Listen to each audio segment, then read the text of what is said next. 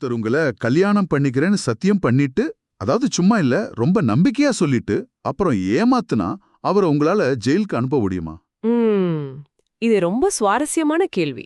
ஆமா, உங்களோட பதில் என்னவா வேணாலும் இருக்கலாம். ஆனா சத்தத்தோட பதில் உங்களை கண்டிப்பா ஆச்சரியப்படுத்தும். இன்னைக்கு நாம எடுத்திருக்க சில சட்ட ஆதாரங்களை வச்சு இந்த காதல் முறிவுக்கும் கிரிமினல் குற்றத்துக்கும் நடுவுல இருக்க அந்த மெல்லிய கோட்டை பத்தி தான் ரொம்ப ஆழமா அலச போறோம். நிச்சயமா. ஏன்னா இது ரொம்ப சிக்கலான, அதே சமயம் எல்லாரும் தெரிஞ்சுக்க வேண்டிய ஒரு விஷயம்.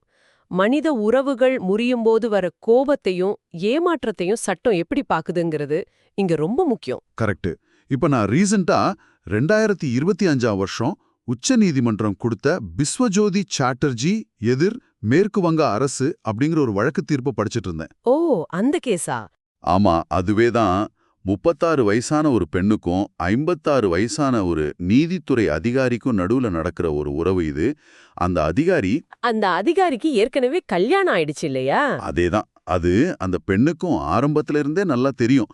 இருந்தாலும் அந்த பெண் தன்னோட கணவரை விவாகரத்து செஞ்சதுக்கு அப்புறம் தன்னை அவர் கல்யாணம் பண்ணிக்குவாருன்னு நம்பியிருக்காங்க.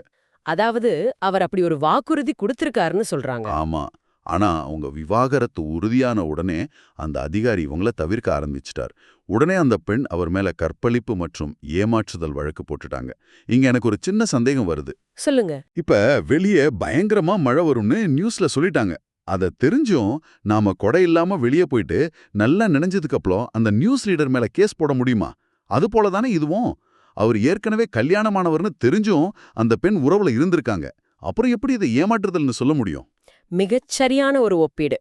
உச்சநீதிமன்றமும் இதே கோணத்துல தான் யோசிச்சாங்க.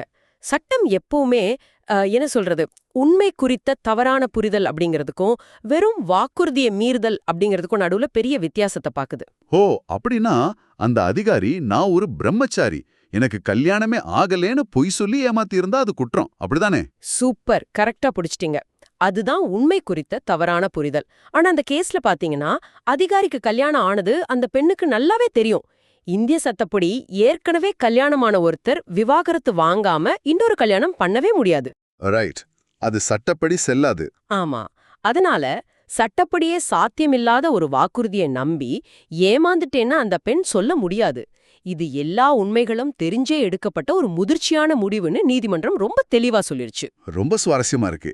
இந்த வழக்குல குற்றவியல் நடைமுறைச் சட்டம் பிரிவு 227 பயன்படுத்தப்பட்டிருக்குன்னு நான் படிச்சேன். சாதாரண மக்களுக்கு இது வெறும் நம்பர் மாதிரி தெரியலாம். இதோட உண்மையான அர்த்தம் என்ன? இது ரொம்ப முக்கியமான ஒரு பாதுகாப்பாரன். அதாவது செக்ஷன் 227 அப்படிங்கிறது ஒருத்தர முழு விசாரணைக்கு உட்படுத்தாமலே, ட்ரையல் இல்லாமலேவா? ஆமா, நீண்ட நெடிய ட்ரையல் இல்லாமலேயே வழக்கிலிருந்து முற்றிலுமா விடுவிக்கிறது. பொதுவா ஒரு புகார் வந்தா சாட்சிகள் எல்லாம் விசாரிச்சு பல வருஷம் கழிச்சு தான் தீர்ப்பு வரும். ஆனா இந்த கேஸ்ல சமர்ப்பிக்கப்பட்ட ஆதாரங்களை மேலோட்டமா பாக்கும்போதே நீதிபதிகளுக்கு ஒரு விஷயம் புரிஞ்சிடுச்சு. என்ன புரிஞ்சிடுச்சு? இதுல முகாந்திரம் இல்லேன்னா? கரெக்ட். இதுல கற்பழிப்போ இல்ல மோசடியோ நடந்ததற்கான எந்த அடிப்படை முகாந்திரமும் இல்லைன்னு தெரிஞ்சிடுச்சு. சும்மா பழி வாங்கறதுக்காக ஒருத்தரை பல வருஷம் கோர்ட்டுக்கு அலைய விடக்கூடாதுங்கிறதுக்காக தான் நீதிமன்றம் இந்த அதிகாரத்தை இங்க பயன்படுத்தியிருக்கு. ஒரு நிமிஷம். நீங்க சொல்றத சட்டப்படி சரியா இருக்கலாம். ஆனா இது கேட்கறவங்களுக்கு கொஞ்சம் நெருடலா இருக்காதா? ஒரு பெண் தன்னோட விவாகரத்து கிடைக்கிற வரைக்கும் காத்துக்கிட்டு இருக்காங்க, ஒருத்தரையே நம்பி இருக்காங்க. திடீர்னு அவர் பின் வாங்கும்போது அந்த பெண்ணுக்கு சட்டம் எந்த பாதுகாப்பும் தரலையா? ஒருத்தர் நினைச்ச நேரத்துல ஒரு உறவுலேருந்து ஈஸியா வெளியே வந்துட முடியுமா? நீங்க கேக்குறது ரொம்ப நியாயமான கேள்வி. மனித உணர்வுகளோட அடிப்படையில பார்த்தா இது நிச்சயமா ரொம்ப வேதனையான விஷயம்தான். ஆனா நாம இங்க சட்டத்தோட அடிப்படை தத்துவத்தை புரிஞ்சுக்கணும்.